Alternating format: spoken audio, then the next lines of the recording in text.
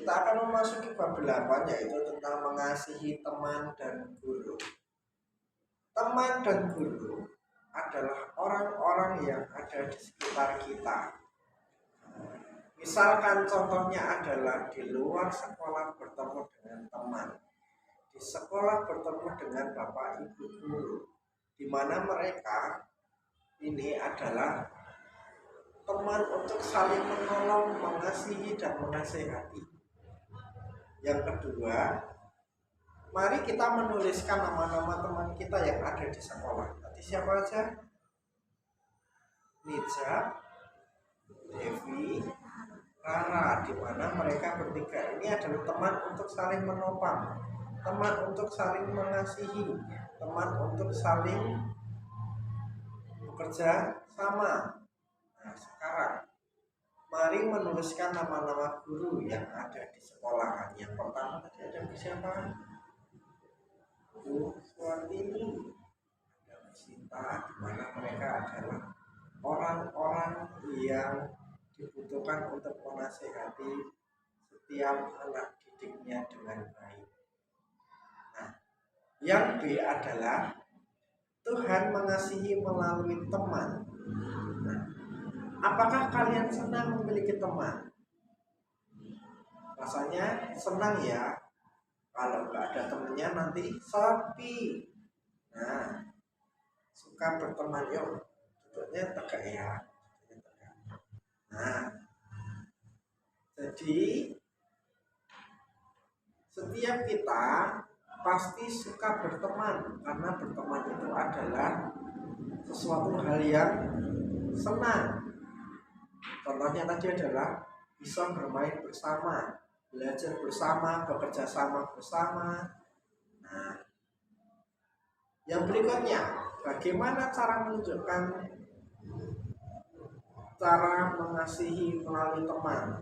Tadi ada yang pertama adalah bernyanyi bersama, yang kedua adalah berjoget bersama, yang ketiga saling menolong, yang keempat adalah berkomunikasi bersama, yang kelima adalah saling menghibur, yang keenam membantu membawa barang yang berat, yang ketujuh adalah bermain bersama, makan bersama.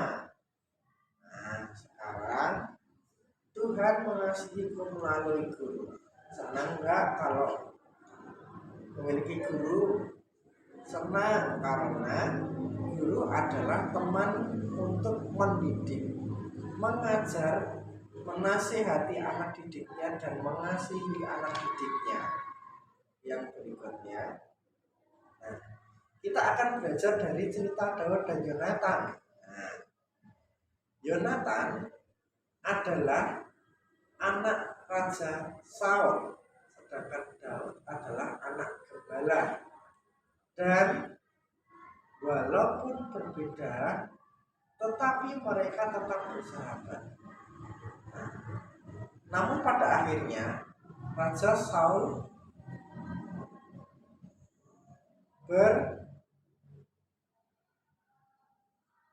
menyuruh untuk Yonatan untuk membunuh Daud. Sebaliknya, ternyata Yonatan sangat mengasihi Daud, karena Yonatan dan Daud ini adalah teman yang saling mengasihi. Nah, lalu ia menolong Daud dan menyuruh Daud pergi untuk bersembunyi. Yuk, duduk tegak, yuk, duduknya tegak. Sekarang, sudahkah kalian mengucapkan terima kasih untuk teman dan guru yang sudah menolong dan mengasihimu? Sudah, karena di mana bapak dan ibu guru serta teman ini adalah orang-orang yang saling menolong, mengasihi, seperti tadi menopang, menasehati. Kalau misalkan di sekolah ada teman yang mengejek temannya, berarti harus dinasehati biar nggak mengejek temannya. Nah, sebaliknya, guru juga teman untuk menasehati, mendidik anak didiknya dengan baik. Kita bersama teman dan guru adalah nih, kasih adalah perasaan yang dimiliki oleh setiap orang, dan perasaan itu akan timbul apabila orang tersebut mempunyai rasa memiliki untuk menyayangi. Nah, kita pasti punya teman, di mana? Di sekolah, di gereja, yang ketiga di lingkungan rumah. Jadi di sekolah kita punya teman banyak, di gereja kita punya teman banyak, sebaliknya di lingkungan rumah kita juga punya teman banyak. Nah, di sekolah kita itu juga harus hidup bersama dengan teman dan guru, di mana mereka itu adalah keluarga kita ketika berada di sekolah. Kalau di rumah kita hidup bersama dengan dua orang tua, di mana mereka adalah keluarga inti, di mana juga mereka harus hidup saling menyayangi dan menghormati. Nah, kita masuk ke makhluk sosial. Jadi makhluk sosial adalah manusia yang tidak dapat hidup sendiri, tetapi memerlukan bantuan orang lain. Nah, sekarang kalau manusia hidup sendiri, gimana nasibnya? Pasti sepi. Nah, kita juga harus mempunyai banyak teman, karena dengan teman kita bisa belajar bermain dengan teman. Dengan teman kita juga bisa mengatasi kesulitan bersama. Pekerjaan berat jadi ringan, pekerjaan banyak jadi cepat selesai. Nah, ya. Kalau kita mempunyai banyak teman, kita bisa saling kerjasama, saling belajar, saling mengerti satu sama yang lain. Kalau kita nggak punya teman gimana?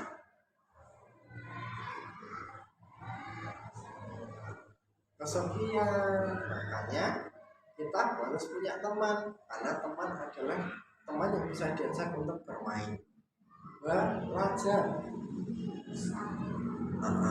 Iya. Dengan teman kita juga bisa mengatasi sebuah kesulitan. Kalau ada temannya yang sedang kesulitan belajar, gimana caranya? Harus dibantu biar kesulitannya cepat selesai, pekerjaan yang banyak jadi cepat selesai. Misalkan pekerjaannya berat, yuk kita bantu bersama, maka nanti pekerjaan itu akan banyak cepat selesai.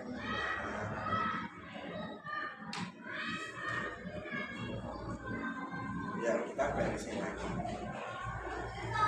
Kita juga bersyukur kepada Tuhan, karena teman-teman yang kita miliki di sekolah maupun lingkungan kita, apabila terjadi pertengkaran dengan teman, harus segera berdamai. Yang bersalah harus minta maaf, dan yang tidak bersalah harus mau memaafkan. Jadi kalau ada teman yang bertengkar, sikap kita bagaimana? Kalau ada teman yang bertengkar, sikap kita bagaimana? Iya, kita harus melerai agar temannya tidak bertengkar. Tadi yang bikin salah berarti harus minta maaf biar pertemanannya hidup rukun. Jadi tidak ada saling ejek-ejekan lagi, seperti itu. Yang berikutnya, saling memaafkan akan membuat persahabatan terjalin kembali. Nah, misalkan nih, Yusita membuat temannya nangis contohnya, maka Yusita gimana sikapnya? Harus memaafkan.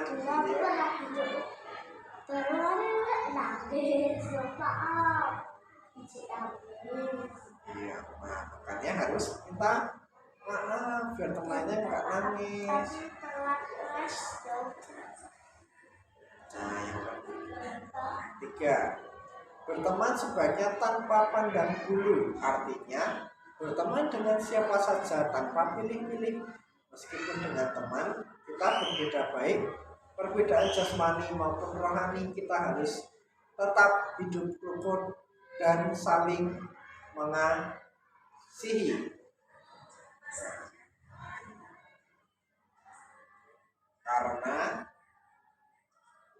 kita kalau berteman dengan siapa saja kita harus hidup rukun, jadi kita tidak membeda-bedakan satu dengan yang lainnya. Perbedaan jasmaninya adalah perbedaan tubuh atau badan. Ada yang tinggi, ada yang pendek. Nah, perbedaan rohani, perbedaan jiwa, misalnya ada yang sabar tapi pemarah, sombong, rendah hati. Nah, kalau sabar itu artinya adalah memiliki jiwa yang benar-benar memiliki jiwa yang penuh kesabaran. Tapi kalau pemarah memiliki jiwa emosional, nah, sombong rendah hati.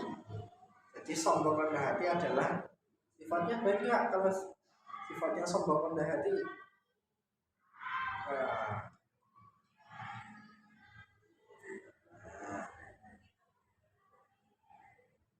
perbedaan ekonomi, ada yang kaya, ada yang miskin, ada orang biasa. Jadi perbedaannya adalah di antara kita tidak boleh menimbulkan pertengkaran, karena Tuhan menciptakan perbedaan dengan tujuan agar kita saling melengkapi.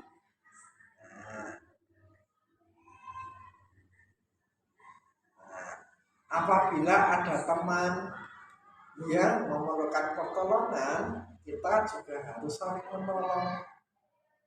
Ada teman yang sedih, kita beri penghiburan. Seperti tadi Yusita bikin nangis temannya, tapi Yusita mencoba untuk menghibur temannya agar tidak menangis. Dan berikutnya, Tuhan Yesus adalah guru yang agung. Karena Tuhan tidak hanya mengajar tetapi memberikan teladan yang nyata bagi setiap guru.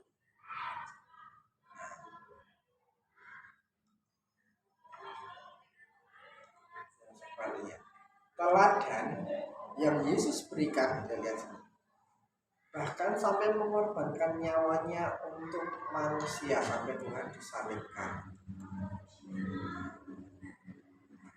Gambarnya ada lihatkan di video. Yang selanjutnya adalah di sekolah. Di sekolah kita memiliki guru yang selalu menyayangi. Nah, guru adalah orang tua kita di sekolah. Kita juga harus wajib saling menghormati dan menyayangi. Guru itu juga disebut dengan sebagai pahlawan tanpa tanda jasa. Guru sudah mendidik kita dengan tulus dan penuh kasih sayang. Tahu nggak singkatannya guru apa? Tahu nggak singkatannya guru itu apa? Guru itu adalah digugu lan ditiru. Itu adalah di dalam bahasa Jawa. Jadi kita harus meniru sikap tingkah laku guru. Digugu lan ditiru, meniru hal yang baik.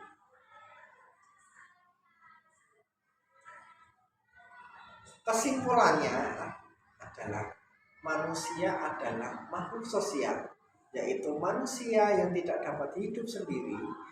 Tuhan sudah memberikan keluarga, teman di sekitar kita, baik di lingkungan maupun di sekolah Wah, ya jadi kita patut bersyukur atas keluarga dan teman-teman yang kita miliki. Bersyukur atas keluarga teman-teman yang kita miliki, kita dapat mewujudkan itu dengan saling menghormati dan menyayangi.